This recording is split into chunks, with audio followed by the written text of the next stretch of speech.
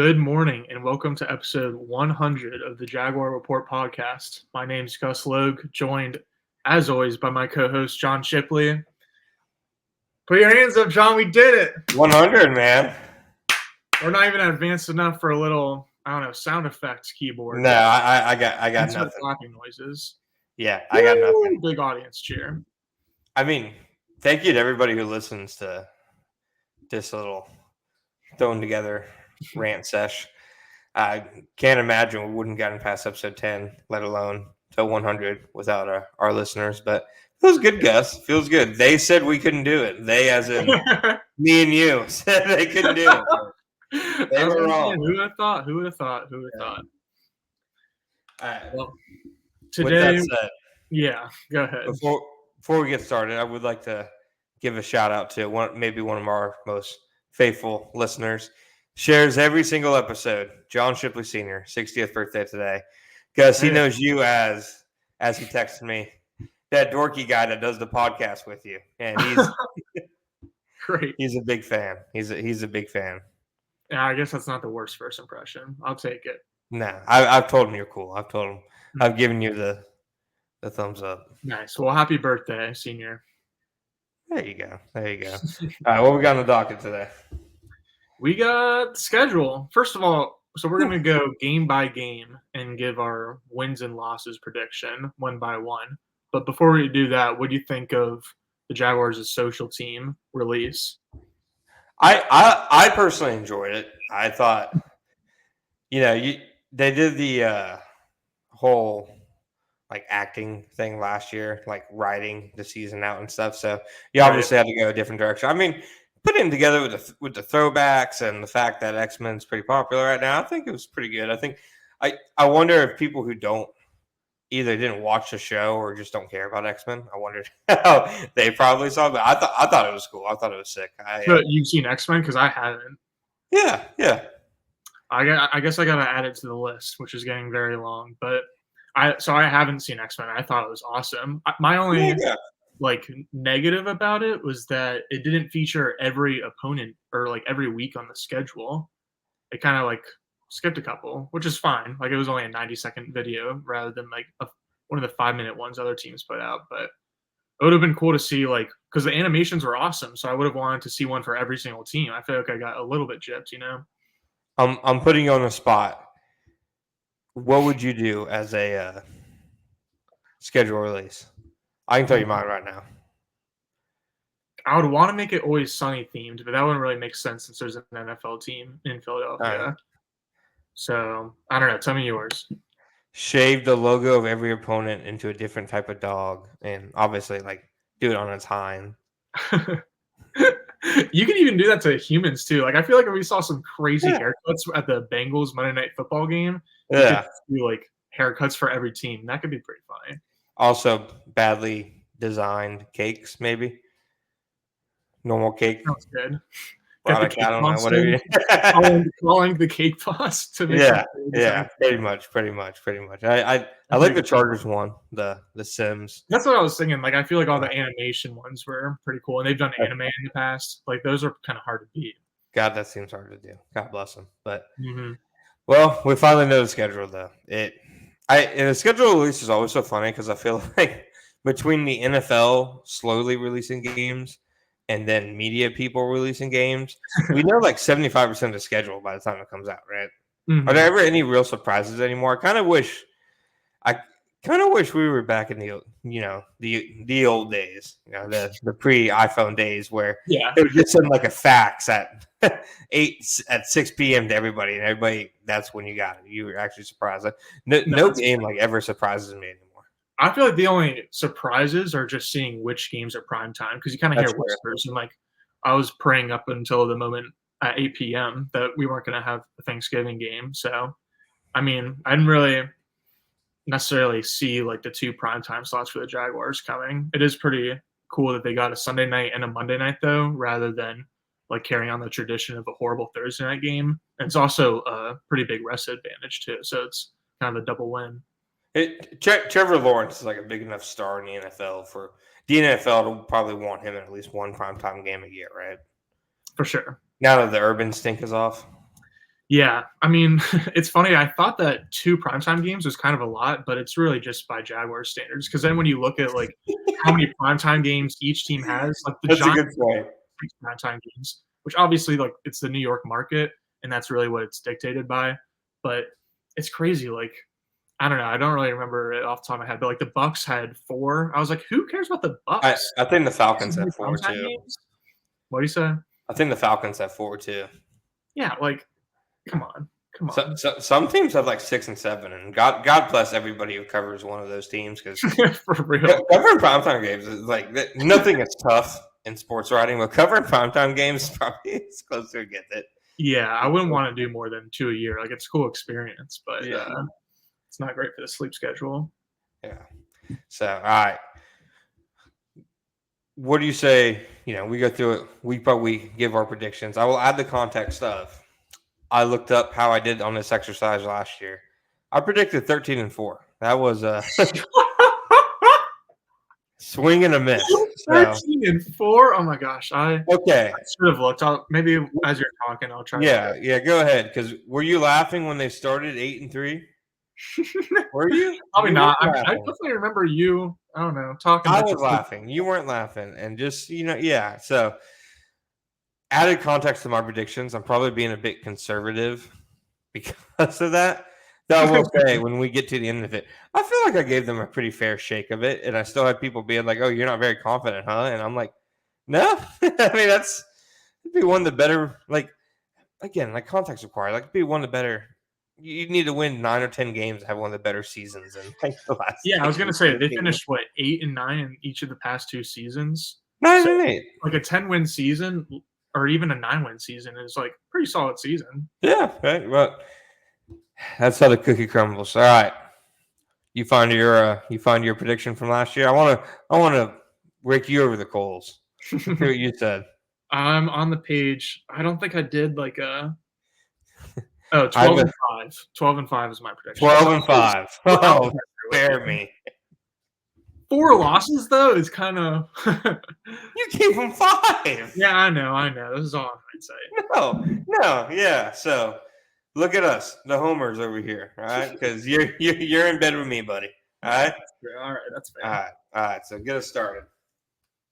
Alright, first up, Miami Dolphins at Hard Rock Stadium in week 1. Kind of a sketchy matchup, honestly, just because not that the Jaguars players aren't used to practicing and playing in hot weather, but Miami is kind of a different beast at that time of the year. And then Mike McDaniel, like, is gonna show off all of his new tricks and toys in terms of X's and O's and schemes that he drew up during the offseason. And so the Dolphins started out really hot each of the past 2 seasons, especially last year when they hung 70 in week 3. So I think it's gonna be a pretty tough first test for Ryan Nielsen's defense. So I'm going with an L here, starting at 0-1. Yeah, I had it as a loss too. I don't think that's a loss that you should even feel that bad about. Like in terms of regular season success, the Dolphins have been one of the better teams the last 2 seasons. They've had MVP, Offensive Player of the Year, Coach of the Year, like level play. I think the Dolphins, like if you play them on a schedule, I think you probably want to get them later in the year as opposed to early in the year because I don't know. This could be completely galaxy braiding, but to me, like their legs are just fresh early in the year. Like Tyreek and Mhm. Waddle have literally no like tread. Nothing off.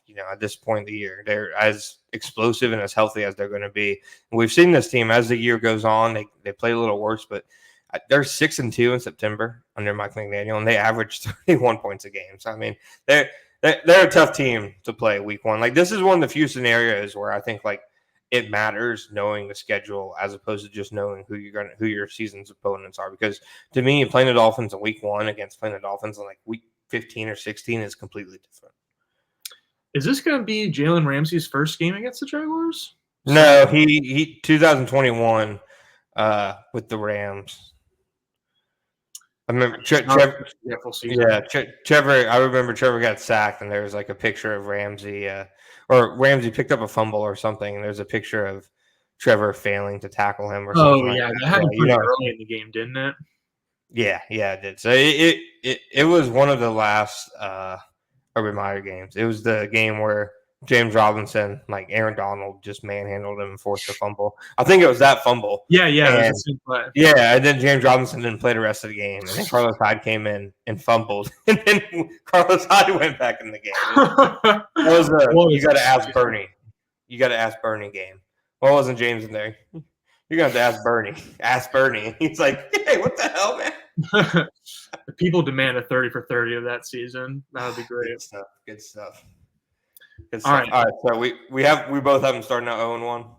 Correct. All right. Week 2 is their home opener. They're facing the Cleveland Browns after hosting the Browns last season. Last season they lost a pretty gnarly one. Correct. That was like a 4 turnover game. Yeah, I was about to say it was one of those games that the Jaguars beat themselves more so that the Browns really won the game. Yeah, they had a couple touchdowns where literally nobody was in the zip code. Like it was like like Madden against your little brother level touchdowns. But that game you can probably pinpoint as like the beginning of the end for like the Mike Caldwell era. I think you can probably say the defense was just a mess that game. Then the Jaguars shot themselves in the foot. So I actually have the Jaguars as a W for this. And the reason I say so is despite all that, the game wasn't like a complete blowout. The Jaguars still had like a reasonable path to that being a competitive game. Yeah. I think if the Jaguars don't beat themselves, that they're a better team on paper than the Browns. And I also just don't think much of Deshaun Watson as a quarterback. I think he's just shelved the talent that he used to be. Yeah, I definitely agree with that. I also think a lot of these games are going to potentially come down to whether the level of offensive play calling for the Jaguars returns to 2022 levels or not. And this game is maybe not one of them just because I feel like either way, Doug Peterson has a pretty good feel for Jim Schwartz's defense in Cleveland. Myles Garrett never rushes over the right tackle, does he? No. Okay, I was going to say Anton versus Myles would be interesting, but I would assume it's just Myles versus Cam Robinson. Yeah, last year it was like Myles Garrett versus Blake Hance or something, wasn't it? Yeah, it was Ezra Cleveland for like 2 tries and then Blake Hance. I think Hance gave up like 10 pressures that game. Good stuff. Good stuff. All right, so we both have a W in week 2. All right, so 1-1. 1-1, yep. All right, week 3, Monday Night Football in Buffalo.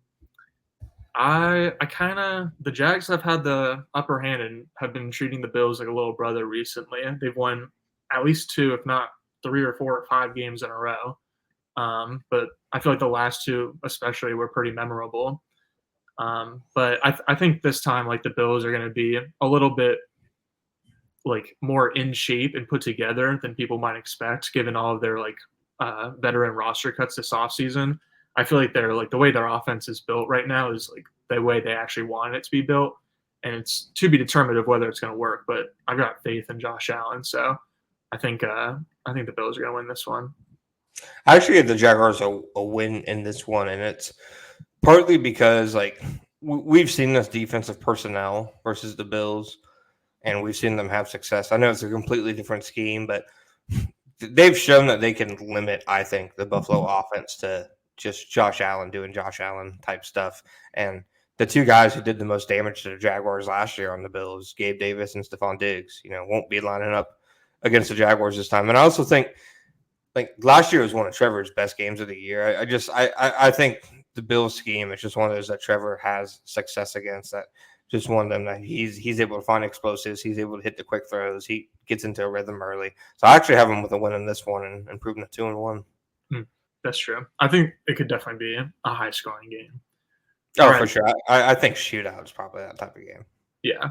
All right. So I've got them at 1-2, and you got them at 2-1 going into week 4 at the Houston Texans.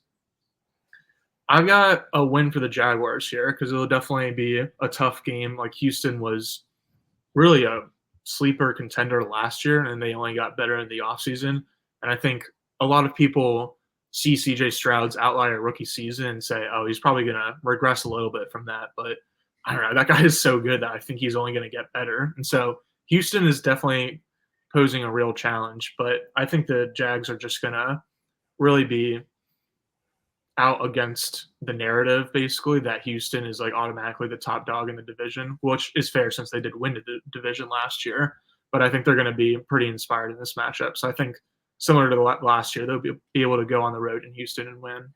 Yeah, I don't think either of these teams are that far apart, and the reason they're so far apart in perception is because of how their seasons ended. I mean, if you look at the Yeah. entire season from a whole, they're two pretty similar teams in terms of talent, how they executed things. It's just Houston ended their season on a run, and Jacksonville ended their season with an injury-riddled collapse.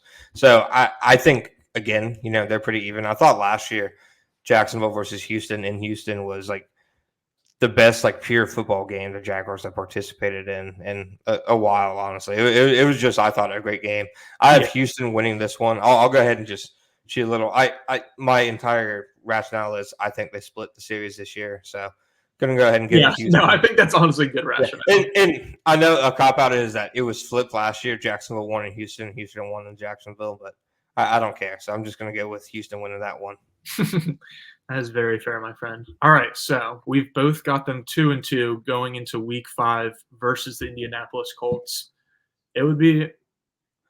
I mean that's a tough first month, right? Like that's for playoff teams. I know you made a good point earlier on Twitter about how when you're looking at strengthening the schedule, you should look at like expected win totals as opposed to what teams did last year. But I think even moving forward, like those are 4 pretty respectable teams, right? Like that's easily their toughest 4-game stretch of the season, right? Yeah, without a doubt. I mean, like they have a little bit of a stretch that we'll get to against the NFC North. That's tough, just because I feel like that division is one of the better and kind of rising divisions. But this is easily the toughest stretch of their season. Is the first month. So like 2-2, I think is pretty like positive outcome coming out. I mean, they were 2-2 last year. Yeah. So and you can go a lot of places from 2-2. So I think it'd be a positive outcome. Like, they've started 2-2 each of the past 2 seasons under Peterson. What would your concern level be at 1-3? And would 1-3 what would your level of surprise be? My level of surprise would be a 6 out of 10. Okay, so it wouldn't really shock me.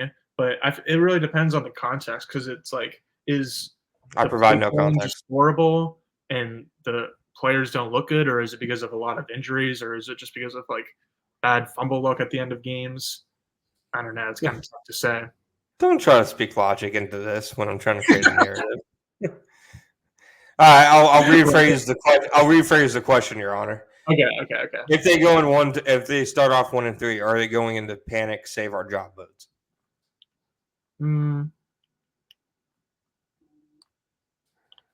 No, I don't think so. No? Okay. I don't think that early. I think there would have to be something really bad that happens. I don't even know what.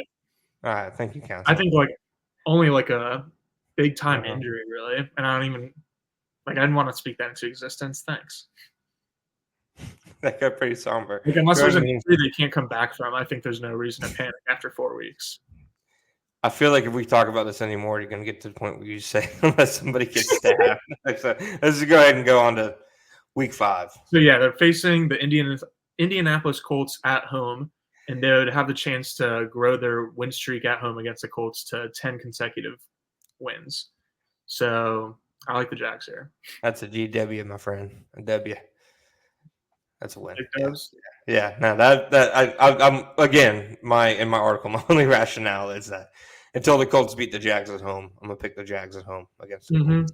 And it's one of the funniest. It's one of the easily the funniest current win streaks in the NFL because you can tell it actually bothers the Colts, whereas the Jaguars, I'm not sure they're aware of it. I'm not sure how much they actually care. It's something that just kind of happens every year. Whereas the Colts, like that, what was it in 2021 when they beat them in the last game? It completely melted down their psyche, dude.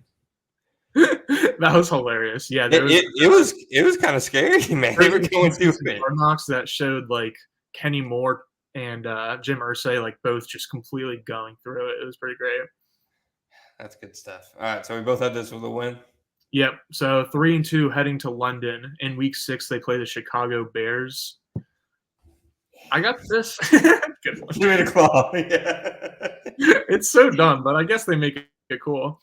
I got a Bears win here, actually. I think they're kind of being hyped up as a sleeper playoff team, and I think it's right to do so just because their roster is really good. I think Caleb is the real deal. That's the best supporting cast a rookie quarterback has gone into ever. I mean, I guess Brock Purdy, since Brock Purdy. But besides him, like, he doesn't really count. No, nobody counts him. He's just a I give the Jaguars a win, and it's solely because, like, as much as I think of Caleb Williams as a prospect, and I even like the Bears, like, as a team this season, like, they should probably fight for a playoff spot.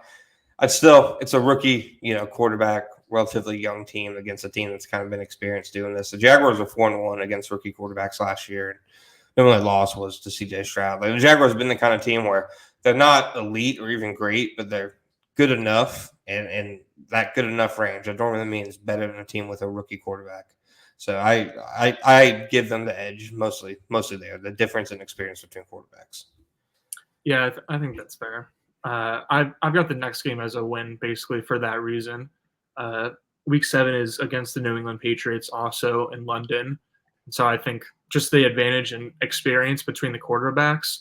I mean, Drake May might not even be starting for the Patriots, honestly. I could see them going with Jacoby Brissett through their bye or even longer than that if they were doing, I don't know, not too embarrassing with that in mind. So whether or not it's Drake May or Jacoby Brissett, though, the Jags are going to have a really big rest advantage since they'll be able to just stay in London as opposed to the Patriots having to fly in that week.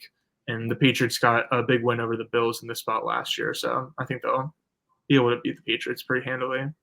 I think we see Drake May sooner than people think. And I don't know. I just refuse to believe that Bob Kraft isn't going to be annoying the hell out of every single person that works in that building, being like, all right, when's Drake going to, hit the field? Like, he's one of the more involved owners in the NFL. I think sooner rather than later, they're going to want to see what they have in May. Repeat everything I said about basically the Bears and the young quarterback. The Patriots are probably one of the 3 worst teams on paper the Jaguars will play this year. Like, they're in like a true kind of rebuild. But I don't know. I still kind of think this Patriots team can kind of punch above its weight a little bit. Like, I don't think they'll be good, but I think they'll be a little, I don't know, they'll be competitive, I think. So, but I still give the Jaguars a win here. Yeah, I agree with that. I think they will be in general, but I could see the Jaguars just kind of taking care of business against them because, like, it is a pretty considerable rest advantage. No, this is the kind of game I think if you lose, that it's a red flag, right? Yeah, see, this is where, like, if they're like start out 1-3 and then they go to London and like split the series, then you can start to panic, I think. But if they like start out 1-3 and then they beat the Colts and then like go to London and play well, then like all of a sudden you're doing well. Do you have a panic room? A panic room? Yeah. No. No. Do you? Where do you think I'm at? I panic in here once a week, once every 2 weeks, depending on the NFL content schedule. Oh yeah. Yeah. How many times have you panicked in the past month? Don't ask me to count things. I don't know. We've done what, 2 episodes? 3? Probably 3. This is our second episode this week. It's been a big week. Don't get used to it, people. Don't get used to it. Until the season comes back, perhaps.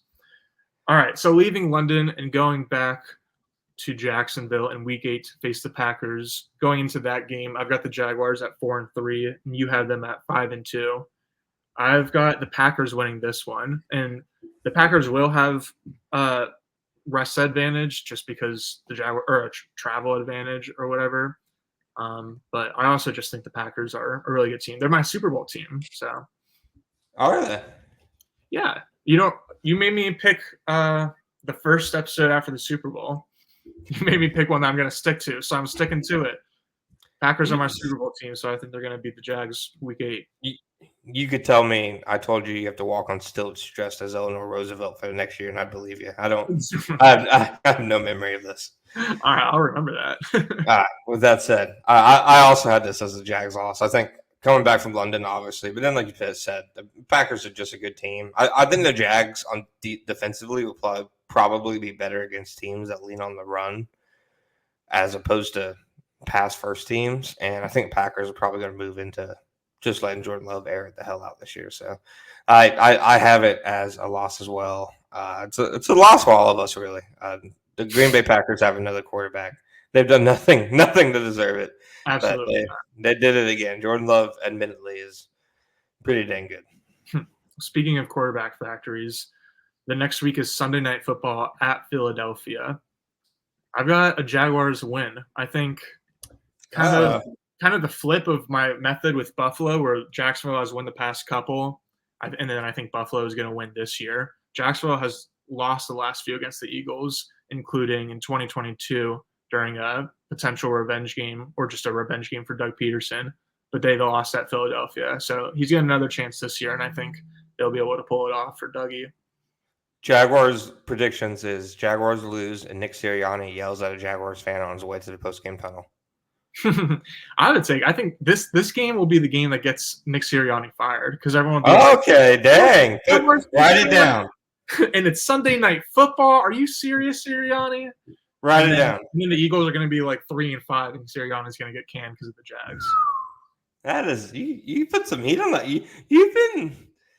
You've been throwing some heat lately, Gus. I'm proud of you. I've been in any panic rooms. I've been in the lab, John. You've come a long way from Daniel Thomas will record a special teams tackle this game. That one was just like so manufactured. I don't know. We'll get fired because of the Jags. Okay. I had a Jags loss. I think this will probably this is seen as a hot take to like the casual NFL fan, but I think the Jaguars have the quarterback advantage here. But I don't know, man. AJ Brown, Devonta Smith, just against the Jags secondary, I just think that's tough. And I think the Eagles are probably better in the trenches on both sides of the ball. So I give the Eagles a nod here. Good point. Yeah. All right. So that means we've both got the Jaguars at 5-5. No, 5-4. Heading into Week 10 against the Minnesota Vikings. I had a loss here. Again, another surprising North loss. Just because I think the Jags were a little bit lucky to get two rookie quarterbacks in Caleb Williams and Drake May in London and early in the season when they're still kind of getting acclimated to the speed of the league. But I think by Week 10, like Kevin O'Connell seems like low-key a top 5 offensive coach. And I wouldn't be surprised if he has J.J. McCarthy cooking in like the Brock Purdy to a Tagovailoa whatever role by Week 10. And then Brian Flores, that'll be a really interesting matchup between he and Trevor Lawrence. And just it would be cool to see how much Flores really has respect for Lawrence in terms of how much he blitzes him. Yeah, no, absolutely. I'm fascinated to see how the Jaguars really attack them offensively that game. I give the Jaguars the win here, mostly because I like the Jaguars' weapons more than I like what the Vikings have in the back end. So I feel like if it turns into a game where we have to score a lot, I'm taking a veteran quarterback over the rookie. True. All right, Week 11 is at Detroit. Another potential revenge game just because 2 years ago the Jags were pretty embarrassed in Ford Field? Dude, it was a pretty rough game, and so they've got the chance to kind of bounce back. And the two teams I feel like have been kind of compared to one another just because it was Trayvon Walker first overall and Aiden Hutchinson second overall, and then they've been on kind of similar rises over the past 2 years, kind of getting into the playoffs. And obviously the Lions are a step ahead of them right now, and so I do think the Lions are a little bit overhyped. Like everyone loves them so much that I can't get on the bandwagon, especially with Jared Goff signing that massive contract recently. Yeah. But we've seen their ceiling. Yeah, but I still think they're a pretty tough team to beat in the regular season at home. So I've got a Lions win here. Yeah, I also got the Lions win here for the same reason. I think two teams have started their rebuilds at the same time, different context with each of them, but I think the Lions have probably hit either more often or more like in more impactful ways than the Jaguars have. Like the Jaguars don't have a Penei Sewell. They like in drafting the last couple of years. I don't know if the Jaguars have a Sam Laporta, drafted in the last couple of years. So I get the Lions a slight edge. Though this is another game where I controversially think the Jaguars do have the better quarterback. So controversial, John. You say it with your chest out there, and you will be taken to a slaughter, my friend. I'm excited. I know you're dreading it, but I'm excited for extension day. I'm gonna be standing there ready to go to war with all the horses behind me. I expect to see it. This better not be Twitter fingers over here. Like I better see you come out both barrels loaded. Like okay. I'm gonna start preparing now. Okay, well, I will not be at your side. That's fine. I'll tell you that right now. I will not be at your side. That brings us to the bye week. I've got the Jags at 5-6 heading into their Week 12 bye. You got them at 6-5. It's the latest bye in franchise history, right? Yeah, more or less. I think we more or less see them kind of similarly. Like you said, latest bye in franchise history. Pretty important 6-game stretch after that. So we will get right to that after this break. All right, Gus, we're back. We both have the Jaguars hovering around 500 at this point in the season. But I'd say if that first 4 games is the toughest stretch of the Jaguar season, I think the last 6 is the most important. I mean, 66% of the AFC South games come in the last 6 weeks of the season. It's like 4 AFC South games in the last 6 weeks of the season. That's crazy. Like, we're probably going to see their season be made or broken, around that time period. So while it's a late bye, I don't think it's a bad bye at all. You face some of your tough opponents already. You did your tough traveling already. Now you get to rest up a week before you start, probably, in my opinion, the most critical stretch of the season. Yeah, I think it's a good thing for the Jags that they get kind of all their tougher games out of the way and then just have to wrap up with a couple divisional games and then potential cakewalks.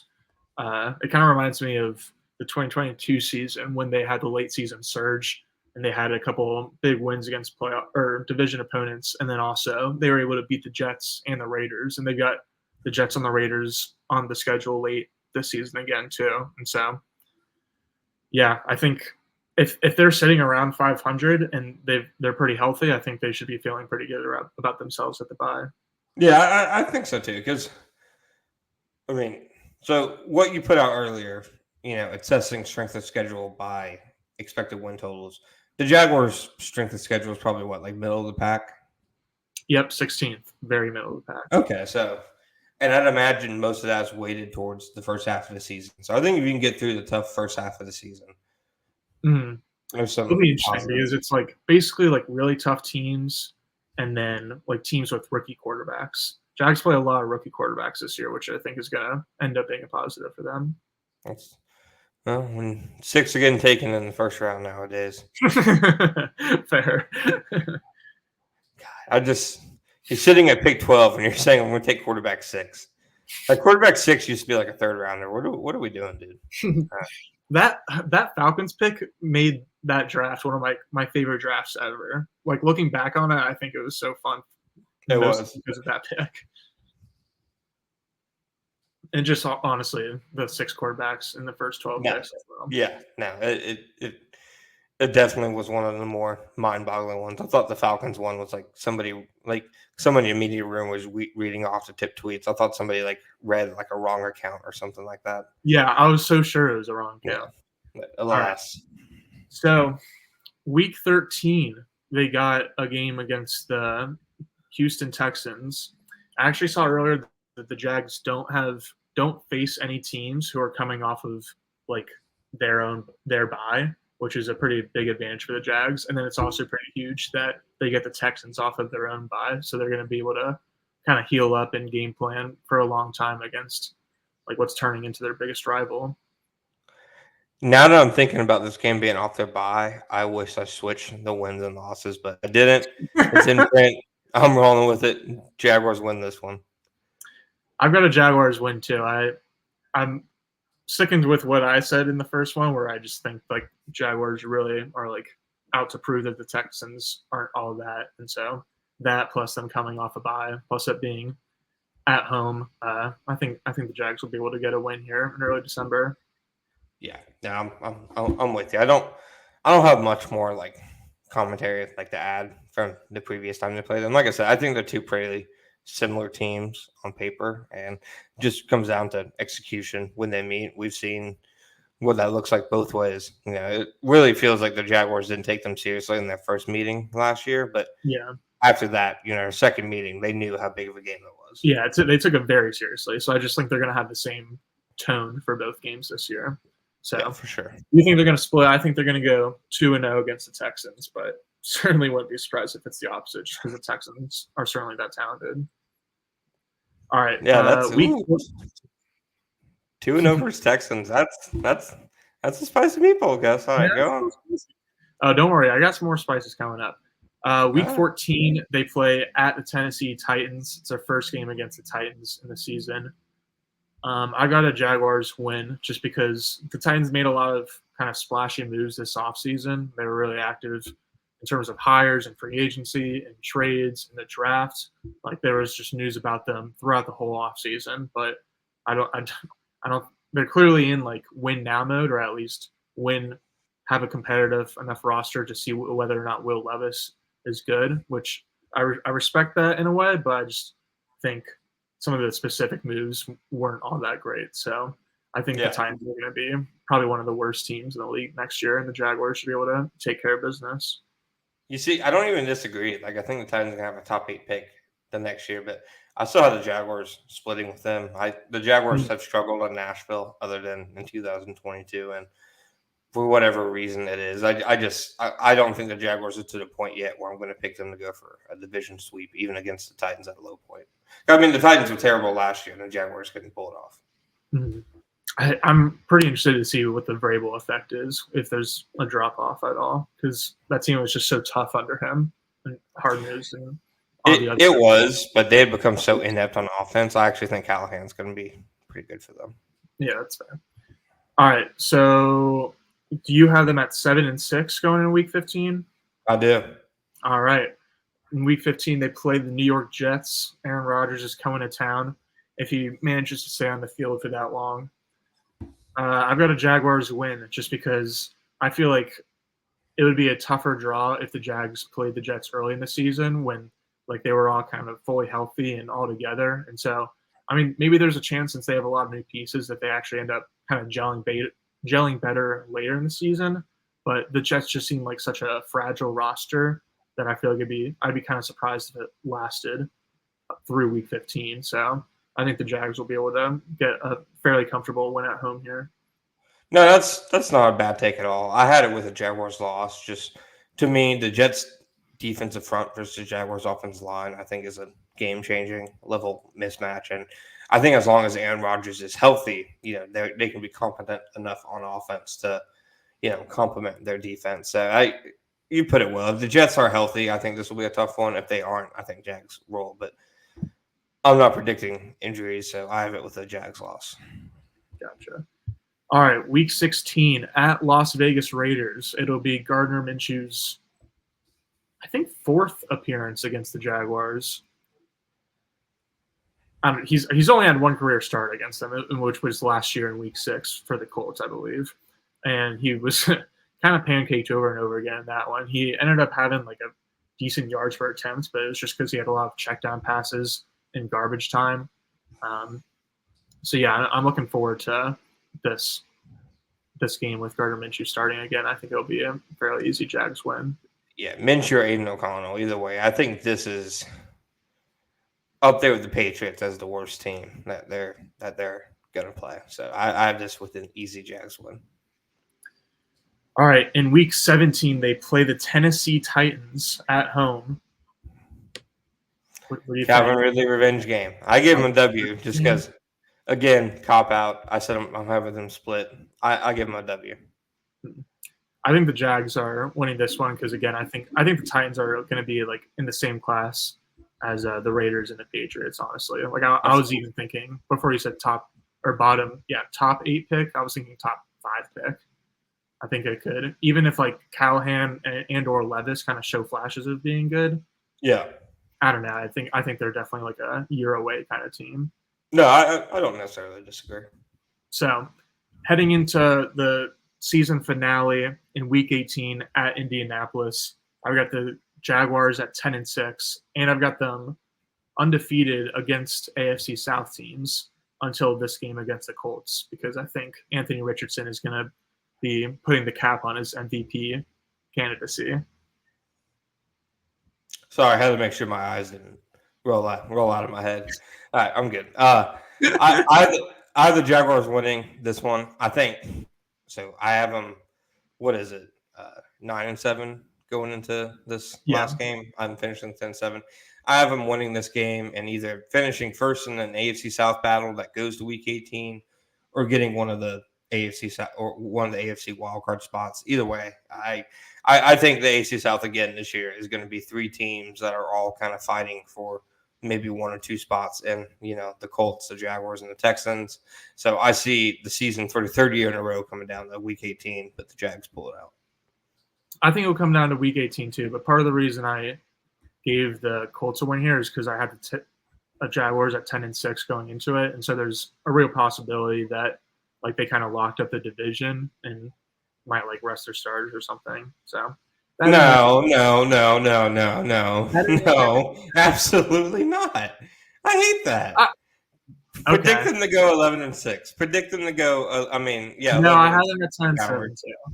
Predict them to go 11-6. You coward! You're not going to say you think they're going 10-7 because they rest their starters in Week 18. I want to slap you. There's a scenario where like they can't. They're like too far away from advancing from the 4th seed to the 3rd seed, and they've already locked up the division. Do you think it's more likely they rest their starters in Week 18 than it is they go 11-6? No. They pick them to go 11-6. No, what I like my Anthony Richardson take though. Oh God. Okay. We both have them at 10-7. One of us has them at 10-7 in an honorable way. I'm disgusted. We both have them at 10-7 in different ways, and so we'll have to different ways. Yeah, I have the Jags winning Week 18 because I think the Colts are going to sit everybody and start Jeff Saturday at quarterback.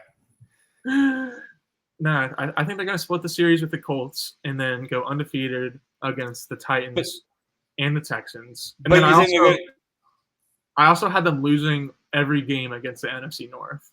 But you think they're going to split the series because Mac Jones will be playing quarterback? No, it was really just Anthony Richardson, and then you hated the take because obviously. So then I just threw in that thing, and then you. I tolerated the Anthony Richardson take. I guffawed at this one. This one outrageous. The new one was just to try to back up the old one, so just scratch the new one off. Okay, please. Okay. We both got them at 10-7. Any last thoughts or just remaining? All of my takes I've kind of included in this. I think they got lucky with the London games being against 2 rookie quarterbacks. I think the first stretch was brutal.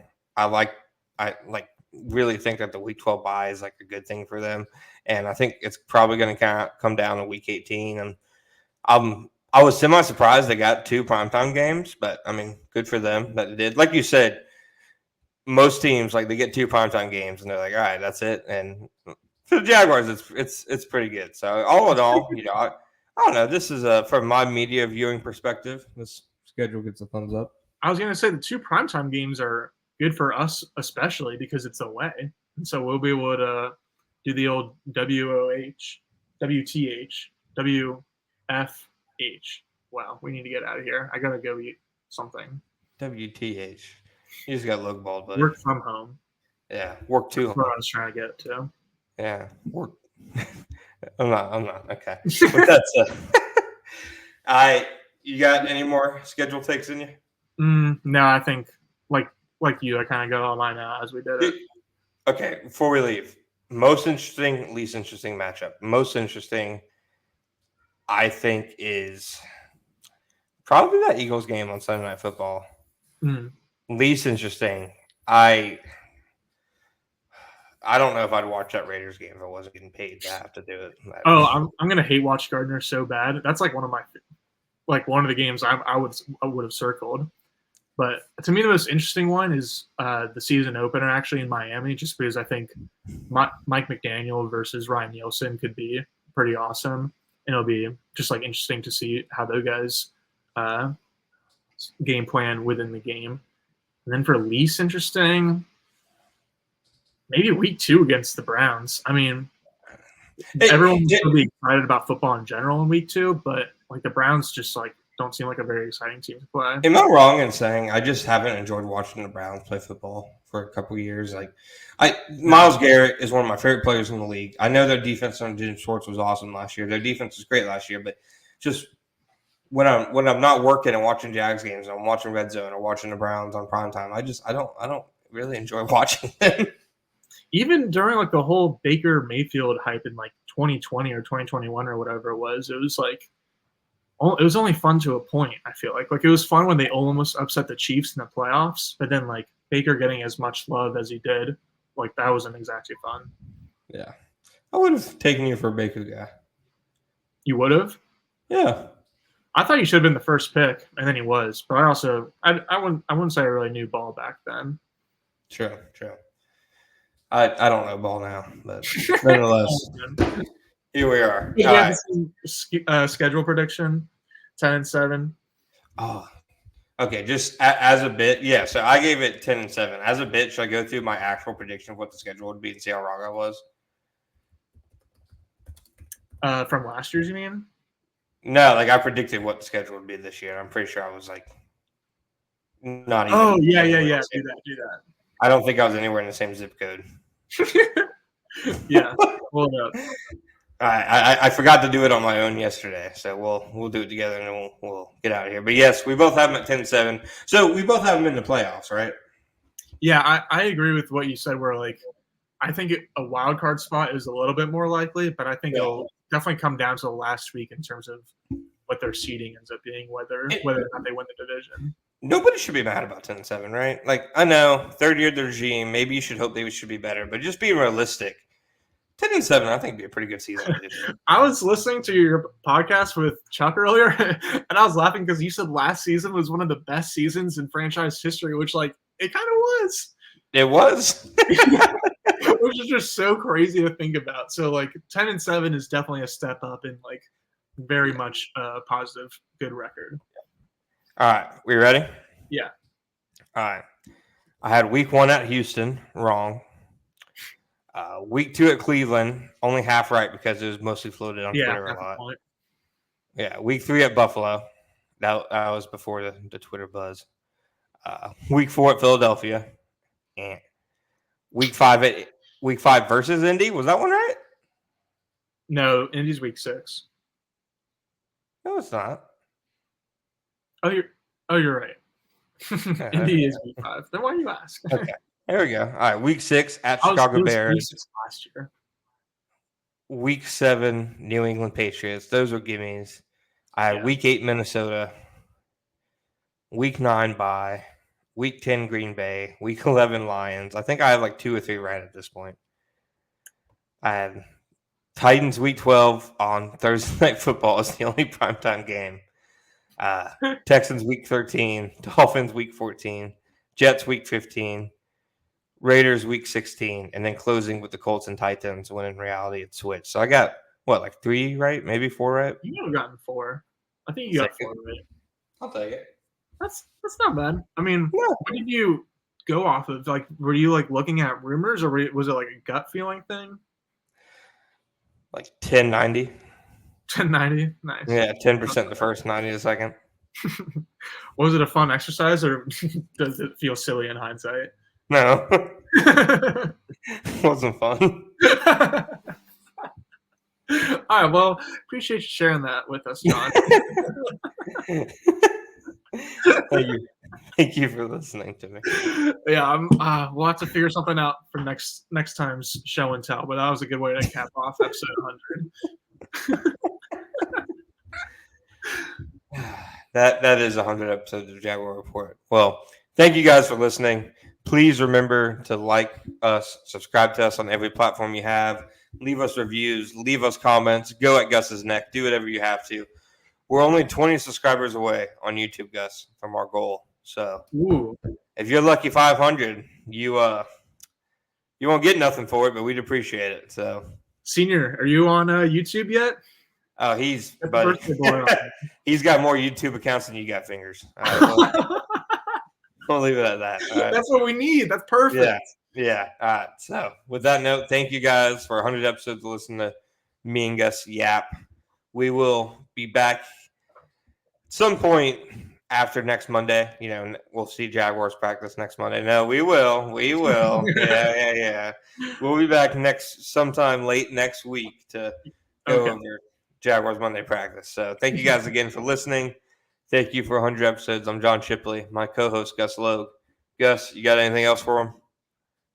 You got Baka Bald. Got Logue Bald. Logue Bald. Put the horns down. No, what is UCF now? It's the Swords? I don't know. What is that UCF's new thing? Folks, this is why you subscribe to YouTube. It looks like you're just doing the Windhorse, honestly. The Windhorse? Crisscross instead of this. Screw you. I'm finding it. I'm not crazy.